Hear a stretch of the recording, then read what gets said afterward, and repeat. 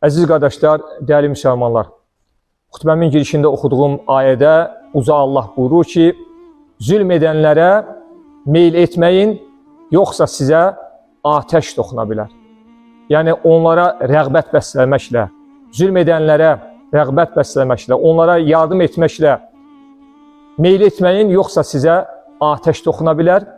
Sizin Allahdan başqa yardımcınız yoxdur, sonra sizə yardım olunmaz. Əziz qardaşlar, alimlərimiz zülmü 3 kateqoriyada dəyərləndiriblər. Birinci zülm, bir insanın Allaha qarşı işlədiyi zülmdür ki, bu zülmlərin ən böyüdür. İkincisi, insanın öz nəfsinə qarşı işlədiyi zülm. Üçüncüsü də insanların bir-birinə qarşı işlədikləri zülm. Dedik ki, birinci zülm, zülmlərin ən böyüdür və Allaha qarşı işlənən zülmdür. Bu zülm nədir? Yəni, mahiyyəti ondan ibarətdir ki, bir insan Allahı inkar edirsə, Allahı tanımırsa, ona şərik qoşursa, bu zülmlərin ən böyüdür. Uca Allah Ənam surəsində buyurur ki, iman etdikdən sonra imanlarına zülm qarışdıranlar, zülm qarışdırmayanlar əmin-amanlıq içərisindədirlər. Bu ayə nazil olarkən sahabə çox böyük narahatçılıq keçirdilər və dərhal Allah Rəsulunun yanına gələrək dedilər ki, ya Rasulullah, aramızda imanımıza zülm qarışdırmayanlar varmı? Yəni bununla onlar da bizim anladığımız zülmü anladılar. Yəni biz bəzən istər-istəməz haqqa giririk və günah işləyirik.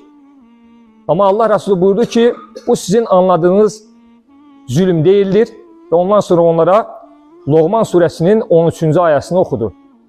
Rəbbimiz həmin ayədə buyurur ki, bir vaxt Loğman öz oğluna belə demişdi. Ey oğlum, Allaha şərik qoşma, Allaha şərik qoşmaq böyük zülmdür. Demək ki, bununla Allah Rəsulü sallallahu aleyhi və səlləm əshabına Allaha şərik qoşmağın, Allaha ortaq qoşmağın ən böyük zülm olduğunu xatırlatdı. Bir insan əvvəlki əqidəsindən bəri olmadıqca, uzaqlaşmadıqca Allah belə qulunu əbədiyyən bağışlamayacaqdır. İkincisi isə insanın öz nəfsinə qarşı işlədiyi zülmdür. Yəni Allahın buyurduğu haramları edirsə, Allahın qadağalarını edirsə, bu insan öz nəfsinə qarşı zülm etmiş olur. Bu əməllərindən tövbə etmədiksə, Allah o qulunu da əfv etməyəcəkdir. Və üçüncüsü, insanların bir-birinə qarşı işlədikləri zülmdür. Məsələn, biri borc alır və onu bir ərəşdən qaytarmır. Digər qardaşına qarşı gücü var deyə onu əzməyə çalışır. Yəni, bir insanların bir-birini öldürməsi, yaralaması və s. bunlar insanların bir-birinə qarşı işlədikləri zülmə aiddir ki, haqq sahibi onları əfv etmədiksə, Allah da belə insanları əfv etməyəcəkdir. Əməvilər dövründə bir dərzi bir alimin yanına gəlir və deyir ki, mən dərzi işləyirəm, amma bu dərziliyimi mən bir zalımın əlinin altında işləyirəm. Ona köməklik göstərirəm, ona bu işlərdə yardımcı oluram, paltar tikirəm. Ayədə Allah Teala buyurur ki, zülm edənlərə meyl etməyin. Bununla mən zülm edənə yardımcı olmuş sayılırammı? Alim deyir ki, sənə iynə sap satanlar zülmkara, o zalıma yardımcı olurlar, amma sən onlara paltar tikməklə sən elə zalımlardan sayılırsan. Demək ki, bir insan zalımın yanında yer alıb ona paltar tikməklə zalım olursa, o zalımın yanında onun o işgəncələrində, o zülmlərində iştirak etmək isə insana heç bir zaman bəraət qazandıra bilməz. Mən buna məcbur idim, buna mənə məcbur edirdilər deməyin heç bir yeri yoxdur əlbəttə ki. Amma dəyərli qardaşlar, dinimiz bizə ədalətli olmaq əmr edir. Bizə dinimiz ülvi duyğuları bizləri aşlayır. Haqsızlıq etməmə əmr edir. Baxın, Allah Teala Nisa surəsinin 135-ci ayədə nə buyurur biz iman edənlərə?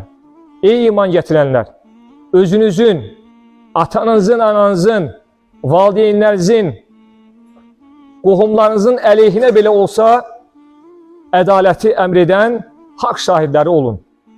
Nəfsinizin xoşuna gəlməsə belə, haqdan üz çevirməyin. Adətən insanlar yaxını deyə, qohumu deyə, dostu deyə o yalan danışsa belə onun tərəfində durur. Ona haqq kimi göstərməyə çalışır.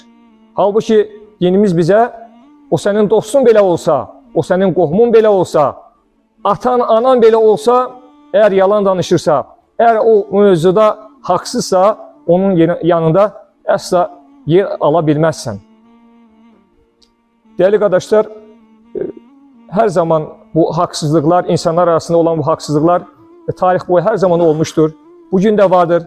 Ətrafımızda olan müharibələr, təbii ki, bir neçə nəfərin o zülmü səbəbi ilə bugün insanlar əziyyət çəkirlər. Bugün haqsız, günahsız insanlar, uşaqlar, körpələr, qadınlar, qocalar, günahsız insanlar əziyyət çəkirlər. Bu tarix boyu olubdur, bugün də davam edir. Bu qanlı səhifələrdən biri də tariximizin bir neçə gün sonra il dönümünü keçirəcəyimiz 31 Mart soyqırım günüdür. 1918-ci ildə erməni daşnaqları torpaqlarımızı sadəcə işğal etmək istəmədilər. Onlar bizim milli mənəvi dəyərlərimizi əlimizdən almağa çalışdılar. Quranlarımız ayaqlar altında qaldı. Uşaqlar süngüyə keçirilərək onların necə can verəcəyini şahidlik etdilər. Yəni, erməni daşnaqları bizlərə qarşı belə bir zülmkarlıq etdilər. Təbii ki, onların qanı o torpağı suladı, lakin o torpaqdan yenə qəhrəmanlar yetişdi.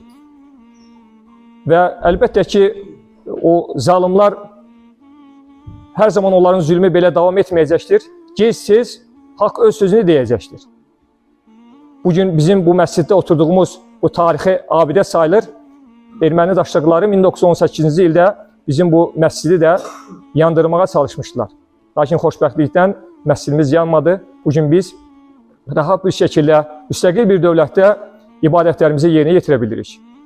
Həzrəti Ömər radiyallahu anh deyir ki, zalımı bağışlamaq məzlumun haqqını tapdalamaq deməkdir. Əgər biz zalımı bağışlayarıqsa, ki biz adətən çox vaxt unuduruq, amma o zaman məzlumun haqqı yerdə qalır və o zalım yenə o təkrar əməllərə geri dönür. Həzrət Əli radiyallahu anhın bir sözü var. Buyurur ki, bugün zülmə göz yumanlar bir gün özlərinə qarşı da zülm olunacaqlarına şahid olacaqlar. Sahabə zülmün yanında olmadılar. Sahabə zülmkara qarşı diş dura bildilər.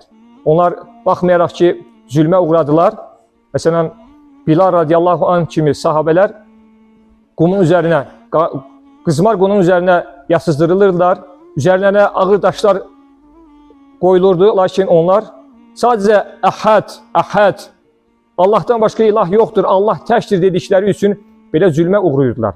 Lakin əslə onlar zülmün yanında durmadılar. Həzrəti Hüseyin radiyallahu anh zalim Yezidlə mübarizədə də o böyük bir şücaət göstərdi. Bəziləri o qələbə çalmadı deyil. Amma qələbəni sadəcə qılınc döyüşləyərək yenməkdən ibarət olmadığını bilməliyik, dəyərli qardaşlar. Həzrət Hüseyin radiyallahu anh şəhadəti ilə ondan sonra onun arxasıca mücahidlər yetişdi. O elə bir məktəb qoyub getdi ki, onun arxasıca gedən insanlar Yezid də hakimiyyətdə çox qala bilmədi. Peyğəmbərimiz sallallahu aleyhi ve sellem buyurur ki, kim bir müsəlmana qarşı haqsızlığa göz yumarsa, o da onun zülmündə ortaq olar. O da ki, dəyərli qardaşlar, tariximizi unutmamalıyıq. 31 Mart Azərbaycanların soyqırım hadisələrini unutmamalıyıq. Dahi şairimiz Cəlil Məmmədquluzadə yazır ki, bir milləti məhv etmək istədikdə bunun başından deyil, hafizəsindən vurarlar. Əgər biz bugün 31 Mart soyqırım günü unutsaq, sabah 20 yanvarı da unutacaq. Sabah Xocalı faciəsində unutacaq. Sabah Qarabağda baş verən hadisələri də unutacaq. Üzərimizdə şəhidlərin haqqı vardır, bu torpağın haqqı vardır. Allah Teala bizlərə o qarşı edilən zülmləri unutturmasın. Bizlərə daim zülmə qarşı mübarizə aparan qullarından etsin. Hər zaman ədalətli, haqq şahidləri etsin. Amin.